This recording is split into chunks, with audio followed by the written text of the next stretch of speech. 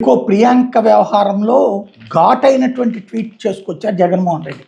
రాష్ట్రంలో ప్రభుత్వ వ్యవస్థలు పోలీసు యంత్రాంగం ఏ స్థాయిలో నిర్వీర్యం అయిపోయాయో రాజమండ్రిలో మెడికల్ కాలేజీ పీజీ విద్యార్థిని డాక్టర్ ప్రియాంక మృతిఘటన మరోసారి రుజువు చేసిందని మండిపడ్డారు.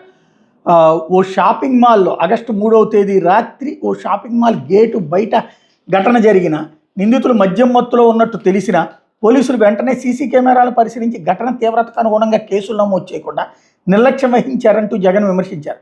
కానీ ఘటనను సాధారణ రోడ్డు ప్రమాదంగా చిత్రీకరించి నిందితులు కూడా వదిలేసి చేతులు దులుపుకోవడం అత్యంత దారుణం అన్నారు. నిందితులు డాక్టర్ ప్రియాంక ప్రయాణిస్తున్న స్కూటర్ను కారుతో ఢీకొట్టడమే కాకుండా ఆ తర్వాత కూడా అమానవీయంగా ప్రవర్తించారని జగన్ ఆరోపించారు. బాధితురాలి మీదుగా కారు వెళ్లిన దృశ్యాలు సీసీ కెమెరాలో స్పష్టంగా కనిపిస్తున్నాయి. పోలీసు యంత్రాంగం ఎందుకు అంత అలసత్వంగా వ్యవహరించిందో తేల్చేందుకు పూర్తిస్థాయి విచారణ జరపాలని డిమాండ్ చేశారు.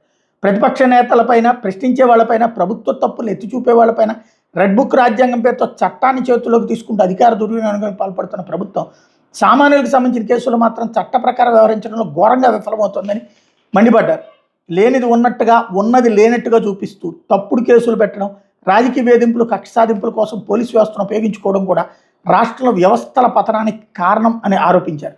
ఎన్నో త్యాగాలు, కష్టాలను ఎదుర్కొని కుమార్తెను డాక్టర్గా తీర్చిదిద్దిన తల్లిదండ్రులకు ఆమె ఎండీ చదువులు పూర్తి చేసి 10 మందికి వైద్య సేవలు అందించే స్థాయికి ఎదుగుతున్న సమయంలోనే తీవ్ర విషాదం ఎదుర్కోవడం అత్యంత బాధాకరమని జగన్ పేర్కొన్నారు.